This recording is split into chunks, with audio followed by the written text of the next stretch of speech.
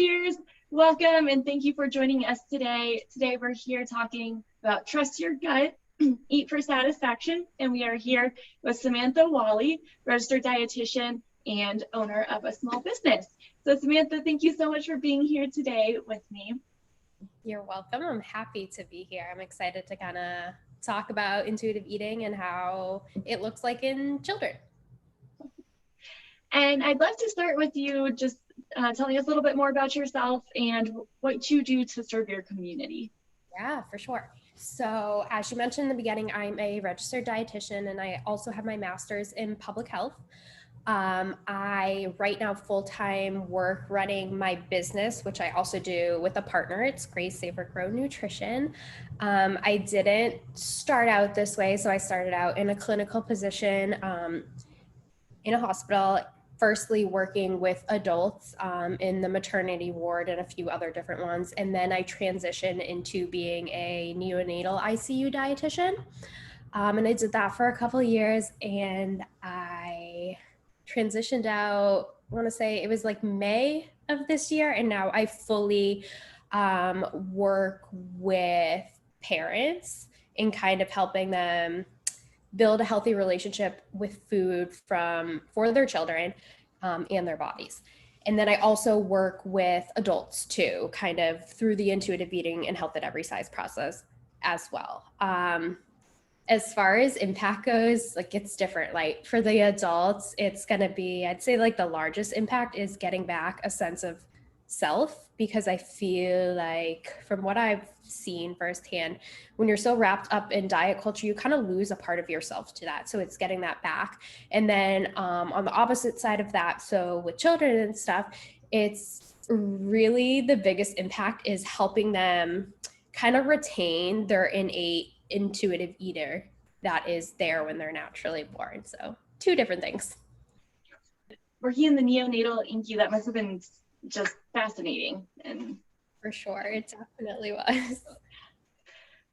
So our icebreaker question today, with the fall holidays upon us, but if you were a pie, what kind of pie would you be? Yeah. I would like to say a strawberry rhubarb, which is actually a pie that I hadn't had until very recently, like a few months ago when I was up in Vermont. And why, I don't know. I feel like a strawberry rhubarb pie has that kind of sweet side to it, but it also has a savory side too. And I kind of think about that in the way that like the position I have in my business, not that I'm like sweet and savory in the business, but I kind of wear like two different hats, right? So like when I'm working with kids and parents, it's kind of one thing. And when I'm working with just adults, it's the other. And so I feel like being like a pie that's made up of two different things kind of represents that in a way. Nice. Awesome. I haven't had a strawberry rhubarb pie in so long. That makes me really want to make one. You should. You totally should. So kids are such sponges and they just soak up so many things, whether we realize it or not. So with diet culture and a lot of diet culture talk around, how do we explain to our kids what they're hearing? Yeah. So they're for sure like sponges, and I get a cool perspective on this because like I mentioned, I work with children and adults. So it's always interesting to work with both of those populations because most of the earliest like memories of diet talk, whether it be like negative body talk and diet culture, like food demonization itself in general, like people remember from when they were children, right? So one of the best ways I think to teach children to have like a healthy relationship with food in their bodies is to use like a neutral language. So that can look like a few different things. When we're talking about food, instead of saying something like, try your food, you might like it. It might look like, we would love for you to come and sit down at family time. You can eat or you don't have to eat.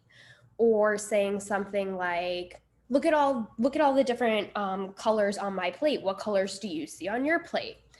And another way that can kind of come out is instead of calling foods like sweets, healthy, junk food, right? Treats, you can call the food what it actually is. So if it's a cookie, just call it a cookie. If it's a cupcake, just call it a cupcake.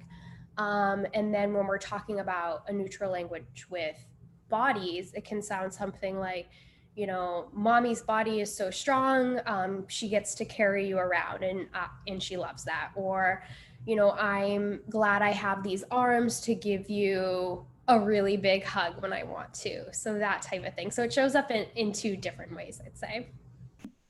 So then as children are getting older and growing to be a little bit more independent, you want to introduce them autonomy into their food decisions. So how do you do that in a way, in a constructive way?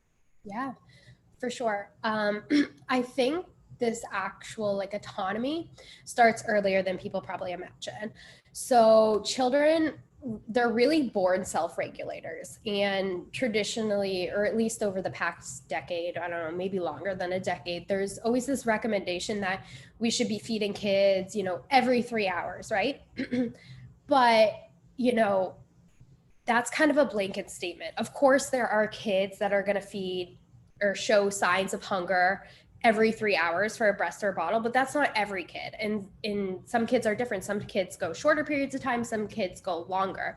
So I think that the very first way we kind of allow them to have that autonomy is, instead of having a set feeding schedule, go off their breast and bottle cues, go off their hunger cues. And then further than that, like we really start to see autonomy come out as early as 18 months. So we can support this when it's developmentally safe for them to do so. Sorry, hard word for this morning.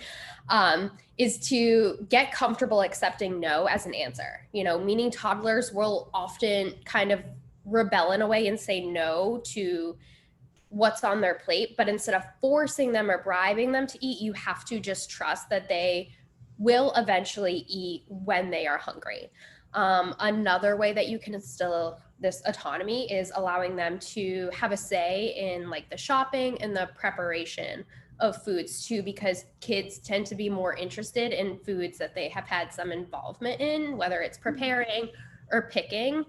And then lastly, I'd say allowing them to have choices, right? So instead of like, let's say you're about to give a snack, instead of just choosing what is a portion of that snack, like let's say you're trying to choose between apples and grapes and you just decide to give them apples, instead of doing that, offer them a choice. Would you like apples or grapes with your snack today? And that gives them like okay, well, I'm allowed to have a decision-making say in this, and they're more likely to retain that autonomy, not rebel against it, and also eat the food. So a few different ones there. Yeah. And it, I think, starts teaching them how to listen to their internal cues, or maybe not teaching, because maybe, you know, we're maybe born doing that, but it encourages them to continue listening to those internal cues. For sure. Yeah. You're right on the spot there. So it allows them to keep that trust within themselves to, you know, determine what they like, determine, you know, what they don't like, and really listen and respond to the messages that their bodies are sending them instead of kind of masking them, for sure. So whenever you are working with parents and kids, do you sometimes get concerns from parents like, oh my gosh, if I just let my kid eat whatever they want, they're gonna, you know, eat themselves sick, or those kinds of worries? Yeah, definitely. So I hear this from parents, and I hear it from non-parents, just adults too. So it's definitely something that's there in both of the populations. But you know, there are numerous studies that detail how food restriction can actually lead to like a preoccupation with food, a disconnection from hunger signals, and then also like low self-esteem. So that restriction is what will lead to like continued eating of certain foods until like feeling sickness or hoarding those types of foods. So we can tie this back a little bit to like self-regulating, because studies have also found when we look at a child's nutrient intake over longer than a day, so let's say like over a week, 2 weeks, they actually are able to get all the nutrients that they need to support their own unique growth when they are allowed to listen to what they want to eat and listen to those hunger and fullness controls as well.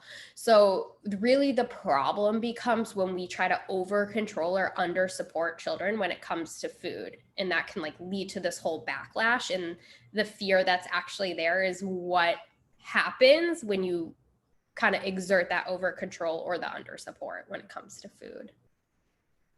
That makes so much sense. And so if kids have already been restricted a little bit, there may be a window of time whenever they are going to be choosing maybe like higher fat, higher sugar foods a lot, but that's not going to last forever, because they're going to get back to the point where they can trust themselves and they are choosing a variety of foods. Absolutely, yes. Mm-hmm. Yeah. So as long as you know, sometimes when parents come to me, their child will have had or would have had that restriction for a little bit just because, you know, parents need some education on this stuff too. But once you remove like those restrictions and those rules, kids will get back to settling into those innate cues and be able to kind of respond to them in a way that works best for their bodies. Nice. Yeah. And really by involving them, like you said, in the shopping and the preparing can be really helpful too, and giving them that choice early on. And that way that even what you're bringing home from the store, maybe the kid is more excited about. Yeah, most definitely. It kind of makes a world of difference. Right.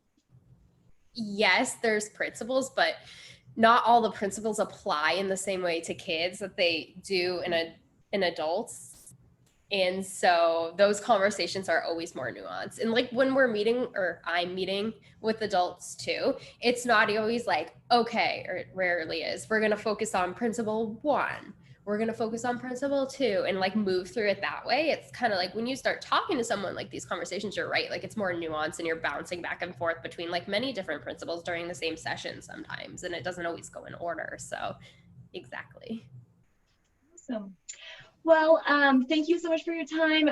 Before we go, I would love for you to share how people can get in touch with you. Yeah, for sure. So my business is Grace Savor Grow Nutrition and Wellness, and the website is gracesavorgrow.com. And you actually interviewed my business partner a couple of weeks ago. So this is probably like a reiteration in case anyone's watching them in a series. And then my email is Samantha, SAMANTHA @gracesavorgrow.com. And I can be reached there as well. Awesome. I so appreciated this conversation. Thank you so much, and we will see everyone again soon.